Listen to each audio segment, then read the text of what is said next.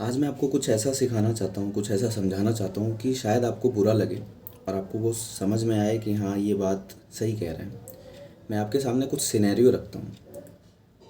एक लड़की है जो कि मान लीजिए पटना में पढ़ रही है और बीपीएससी की तैयारी कर रही है। ठीक है, बहुत ही प्रमुख परीक्षा है। एक तरीके से समझ लीजिए कि वो एक यूपीएससी की तैयारी कर रही है। उसमें थोड़ी सी भी गुंजाइश हम नहीं छोड़ सकते। इवन हम भारत के किसी भी परीक्षा में गुंजाइश नहीं छोड़ सकते जिससे हमें नौकरी मिले और पैसा मिले। ऐसे किसी भी परीक्षा में गुंजाइश छोड़ने की जगह होती नहीं। अब वो पढ़ रही है और एक लड़का भी है जो कानपुर में रहता है। उसको अपनी दुकान चलानी पड़ रही है। 8 घंटे 6 घंटे उसको अपने दुकान पे जाना पड़ता है। उसके बाद दुकान 10 किलोमीटर दूर है, वहाँ से उसको आना पड़ता है। तो दुकान में जाना आना थक गया, फिर रूम पे आया, घर पे आया, वहाँ थका हुआ। लेकिन वो अकेला है। ठीक है, वो अकेला है। अब वो जो लड़की है जो बनारस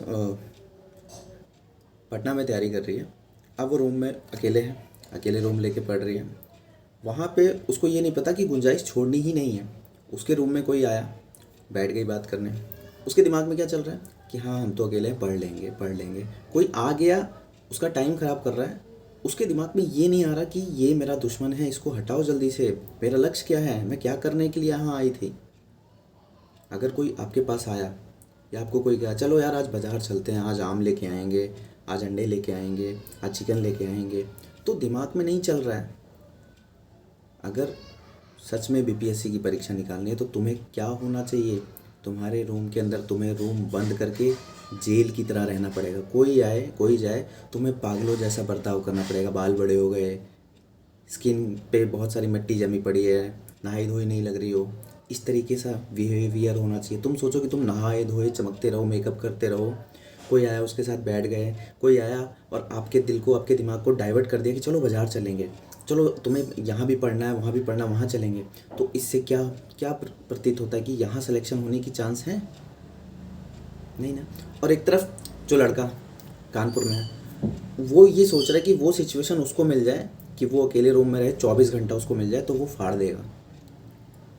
और वो लड़की उस लड़के के बारे में सोच रही है कि यार तुम तो घर में हो, बना बनाया खाना मिल रहा है, बस तुम्हें अपना थोड़ा सा दुकान ही तो देखना होता है, उसके बाद तुम्हारा अकेले हो तुम, यहाँ तो कोई डिस्टर्बेंस भी नहीं है। हम तो यहाँ पटना में है, 2-3 हज़ार रुपये खर्चा देना पड़ता है, फिर खाने के लिए 2-3 हज़ार रुपये लगता है यार, घर से लेने में टेंशन होती है, ये होता है। सोचो दोनों सिनेरियो में क्या है।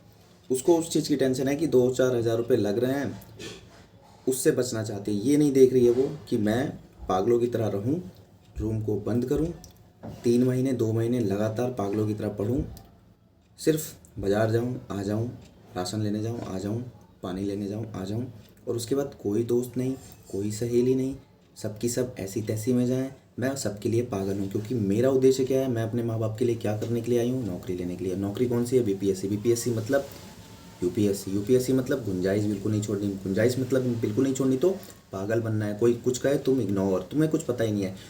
जितने भी उस बिल्डिंग में कोई लोग, कोई लड़का कोई लड़की रहें, वो उसमें से कुछ लोग तुम्हारी वैल्यू समझेंगे कि नहीं यार, ये सही कर रही है। बाकी लोग तुम्हें पागल कहेंगे, एटीट्यूड वाला कहेंगे, तुम्हें घमंडी कहेंगे। समझ में आ रहा है मैं क्या सिखाना चाहता हूँ? सिनेरियो समझा रहा हूँ कि इस तरीके से आपको भी होना चाहिए। और उस लड़के को क्या चाहिए?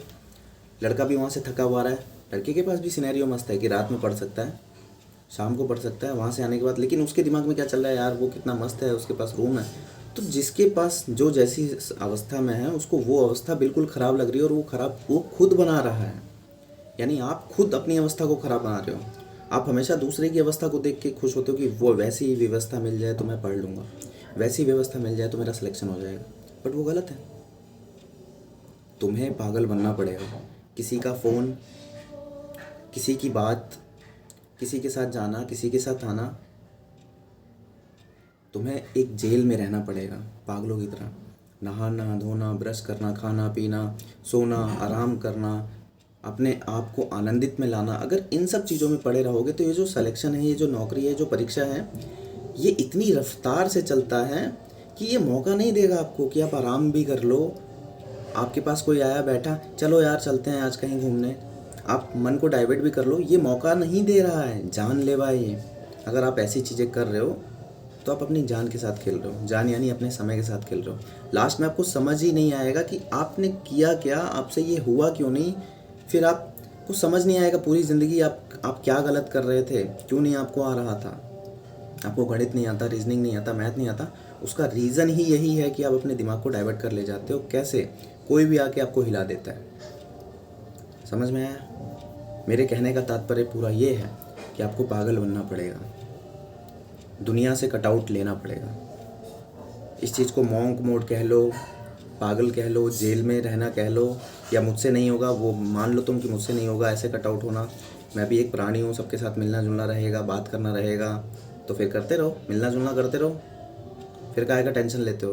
बात करते रहो, घर में फ़ोन लगा के बात करो, दोस्तों से बात करो, अच्छा अच्छा खाना बना के खाते रहो, अच्छा अच्छा नींद लेते रहो, योगा करते रहो, घूमते रहो, रनिंग करने चले जाओ, सब कुछ करते रहो, बस पढ़ाई मत करना, क्योंकि पढ़ाई त्याग मांगती है, तपस्या।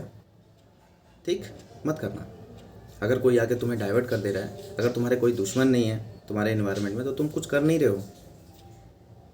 कि क्या है कि कोई आया और चलो घूमने चलते, तुम उठ के चले गए। कोई फ़ोन आया, ज़रूरी नहीं है वो फ़ोन आया, अपना परिवार का छोड़ के किसी और का भी फट से उठा लिया आपने। परिवार के फ़ोन ज़रूर उठाओ और 15-20 सेकंड के अंदर जवाब भी दे दो। अगर ज़रूरी नहीं है सामने कि मैं टेस्ट लगा रहा हूँ, मैं टेस्ट लगा रही हूँ, मैं पढ़ रहा हूँ, मैं पढ़ रही हूँ, बस दैट्स इट। दोस्ती यारी बिल्कुल ही नहीं होनी चाहिए, गुंजाइश ही नहीं है दोस्ती यारी की। कंपटीशन एग्ज़ाम में अगर आप उतर रहे हो, ग्रुप बना के पढ़ने की, फलाना करने की, वो ग्रुप बना के बहुत मेंटली तौर पे तैयार होना पड़ता है, नहीं तो आप अकेले रह के करिए। ये जंग अकेले जीती जा सकती है। आपका दिमाग क्यों नहीं टिकता एक जगह? इसीलिए नहीं टिकता कि 36 चीज़ें आपके पास ऑटोमेटिक चल के आती हैं और आप उसको दूर नहीं कर पाते। ये सिनेरियो मैं इसलिए बता रहा हूँ कि ऐसा रियल में 2 सिनेरियो मेरे पास रियल में है, और उन दोनों के लाइफ में जब मैं घुसा तो मुझे ये चीज़ समझ में आई कि ये वीडियो फॉर्मेट में बताना चाहिए। कि एक लड़की है, उसके पास मस्त पढ़ रही है। मैंने उसको सजेस्ट किया कि आप डेली एक प्रीवियस ईयर लगाइए अगर आपको बीपीएससी फोड़ना है। आप दुनियादारी के चक्कर में मत पड़िए कि ये टीचर अगर इनके चक्कर में पड़ेंगे तो आपका दिमाग डाइवर्ट होगा, आप घबराओगे, आपको लगेगा यार इनका नहीं है, उनका अच्छा, उनका नहीं। सबसे अच्छी चीज़ है प्रीवियस ईयर, वही आपका सबसे अच्छा गुरु है, और उसको पूरा का पूरा बनाओ। प्रतिदिन एक प्रीवियस ईयर बनाओ और उसका सोल्यूशन शाम तक करो। इसको करने में आपको 24 घंटा लगेगा, पूरा 24 घंटा लगेगा। उसमें खाना पीना सोना अलग है, बहुत कठिन है। लेकिन कल क्या हुआ कि संडे के दिन आराम से नहा धो के वो बैठी हैं अपने, आराम से पढ़ रही हैं।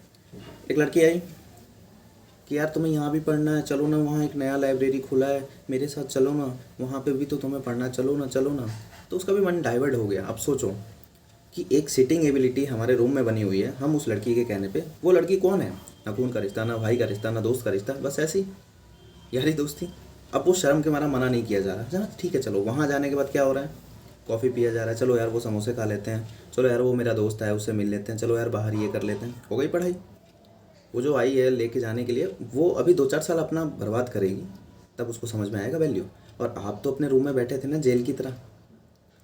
आपको समझ में आना चाहिए ना कि आपको नहीं जाना, आपको तुरंत इग्नोर करना है, सीनियरिटी लानी है अपने अंदर, हड़काना है जैसे कि आप एक टीचर हो। समझे? और कल ही उस दोस्त के बारे में भी मैंने सोचा कि यार वो आधा दिन उसका अपने घर के काम में चला जाता है, और आधा दिन के बाद वो घर आता है तो वो कहता है मैं थका हुआ फील करता हूँ, मुझे कुछ समझ नहीं आता मैं क्या करूँ। बाहर जाता हूँ तो मुझे विजन्स आते हैं कि नहीं ये करना चाहिए, वो करना चाहिए, ऐसा करना चाहिए। मैं यूट्यूब पे वीडियोस देखता हूँ कि इतनी सैलरी मिल रही है, इतनी सैलरी मिल रही है, ऐसे करना है, और रूम पे आते ही मैं नहीं कर पाता। मैंने उसके बारे में सोचा कि यार रूम पे आके तुझे आखिर क्या पहाड़ तोड़ना है? आधे दिन पहाड़ तोड़ लिया ना, अब उस चीज़ को डिलीट कर और बैठ जा। क्यों टेंशन ले रहा है दूसरे की बात को कि यार काश पटना में जाने को मिल जाता, काश इलाहाबाद में जाने को मिल जाता। तेरे पास घर है ना, अकेले है ना, तो पढ़ना, कट आउट करना। तो समझे मैं क्या समझाना चाह रहा था? आशा करता हूँ आप समझ गए होंगे कि तपस्या, कट आउट, दुनिया से परे होना पड़ेगा अगर आपको इस चीज़ में जंग जीतना है। ये जंग जीतनी है। ये पैसा इतनी आसानी से नहीं आता यार। बाहर जाओ, रिक्शे वाले को देखो, किसी बुजुर्ग आदमी को देखो, किसी मोची को देखो, किसी औरत को देखो जो कंस्ट्रक्शन साइट में काम कर रही हैं, किसी सब्जी वाले को देखो जो ठेले पे सब्जियां बेच रहा है। देखो कितनी मुश्किल से पैसा आता है। सेल्समैन को देखो किसी दुकान में जाके, दुकानदार तो पैसा कमा रहा है, लेकिन सेल्समैन जो सड़क पे खड़े होकर ग्राहकों को खींचता है, भाई साहब आइए, भाई साहब आइए, भाई साहब मेरी चटाई ले लीजिए, मेरी ये ले लीजिए भाई साहब, आइए। उसकी नज़रों में देखिए कि ये कितना बहूदी काम है यार, कि अपने आप को कितना बेइज्जत करना पड़ रहा है पैसे कमाने के लिए, पर करना पड़ता है। किसी रिक्शे वाले को देखिए, आज के टाइम में भी बैटरी रिक्शा चल रहे हैं जिसमें सिर्फ एक्सेलरेट करना है, लेकिन उस ज़माने में भी आपको कुछ बुजुर्ग दिख जाएंगे जो पैरों से खींचने वाले रिक्शे को चलाते हैं। ऐसा आपको इलाहाबाद शहर में देखने को मिल जाएगा, दिल्ली शहर में देखने को मिल जाएगा, कलकत्ता शहर में देखने को मिल जाएगा, आप जाइए तो कानपुर में देखने को मिल जाएगा। आपको उनको देख के समझ में आएगा दयनीय स्थिति की, यार पैसा कमाने के लिए यार इतना स्ट्रगल करना पड़ रहा है। लेकिन आप उस चीज़ को बस 2 सेकंड फील करोगे और उसके बाद काम नहीं करोगे उसके ऊपर। काम करो, यही काम कट आउट करो, अपने आप को लाइफ में अलग करो, तभी पैसा आएगा। नहीं तो आने वाली स्थिति में ये पैसा मुश्किल है कमाना, और आप अपनी ज़िंदगी को दयनीय बना लोगे, कुछ नहीं कर पाओगे लाइफ में। सिर्फ दर्द, भय, टेंशन, इसी में ज़िंदगी बीत जाएगी। तो वादा करो मुझसे, पढ़ोगे, वादा करो, कर रहे हो ना, पैसा कमाओगे ना, अपना जीवन बदलोगे ना, नौकरी लोगे ना, सिलेक्शन लोगे ना, फोड़ दोगे ना। दैट्स इट, बस यही सिखाना चाहता था मेरी प्यारी बहन और मेरे प्यारे भाई। Thank you very much. और अगर आपकी कोई प्रॉब्लम है तो नीचे कमेंट करना, कल उसके ऊपर वीडियो आएगी। Thank you.